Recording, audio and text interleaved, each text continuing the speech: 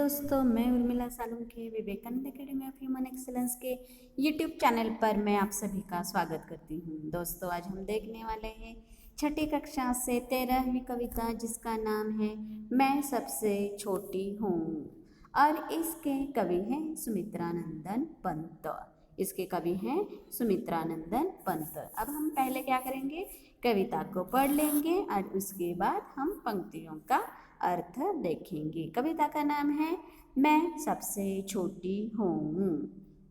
मैं सबसे छोटी हूँ, तेरी गोदी में सोऊं। मैं सबसे छोटी हूँ, तेरी गोदी में सोऊं। तेरा आंचल पकड़ पकड़ कर फिरूं सदा माँ तेरे साथ। तेरा आंचल पकड़ पकड़ कर फिरूं सदा माँ तेरे साथ। कभी न छोड़ूं तेरा हाथ। बड़ा बनकर पहले हमको तू पीछे चलती है मात। हाथ पकड़ फिर सदा हमारे साथ नहीं फिरती दिन रात। अपने कर से खिला धुला मुख, धूल पोंछ सज्जित कर गात। थमा खिलौने नहीं सुनाती हमें सुखद परियों की बात। ऐसी बड़ी न होऊं मैं, तेरा स्नेह न खोऊं मैं। तेरे आंचल की छाया में छिपी रहूं निस्पृह निर्भय। कहूँ दिखा दे चंद्रोदय। और इसी प्रकार से हमने इस कविता को क्या किया हुआ है, पढ़ा हुआ है। अब हम देखने वाले हैं पंक्तियों का अर्थ। मैं सबसे छोटी हूँ, तेरी गोदी में सोऊं। तेरा आंचल पकड़ पकड़ कर फिरूं सदा माँ तेरे साथ।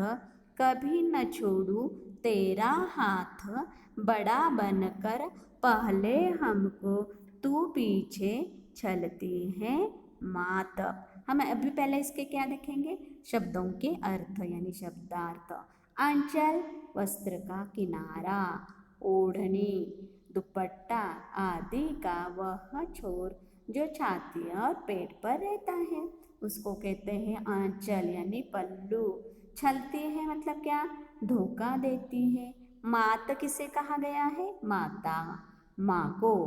यहाँ इस कविता में कवि सुमित्रानंदन पंत जी पंक्तियों द्वारा कहते हैं कि यहाँ पर एक छोटी बच्ची चाहती है कि मैं सदा छोटी बनी रहूं, सदा माँ की गोद में सोती रहूं, माँ की साड़ी के आंचल का पल्लू पकड़कर सदा माँ के साथ साथ घूमती रहूं, हमेशा माँ का हाथ पकड़े रहूं।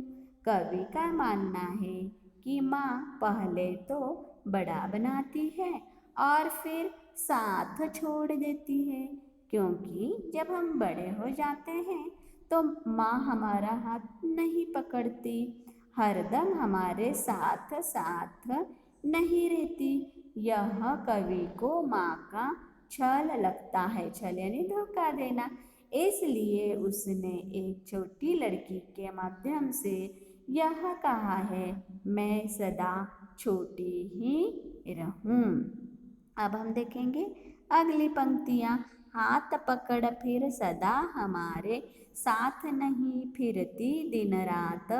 अपने कर से खिला धुला मुख, धूल पोंछ सज्जित कर गात। थमा खिलौने नहीं सुनाती हमें सुखद परियों की बात। सदा मतलब हमेशा, फिरती मतलब घूमती, सज्जित करना यानी सजाना संवारना सुंदर बनाना, गात मतलब शरीर, थमाना मतलब देना, सुखद सुख देने वाली। जब व्यक्ति बड़ा हो जाता है तो माँ उसे हाथ पकड़कर अपने साथ दिन रात नहीं घुमाती फिरती, वह अपने हाथ से खाना भी नहीं खिलाती और न ही उसका मुंह धोती है। वह उसे सजाती संवारती भी नहीं है और न ही उसे खेलने के लिए खिलौने ही देती है, वह उसे परियों की बातें भी नहीं सुनाती है। अब हम देखेंगे अगली पंक्तियाँ।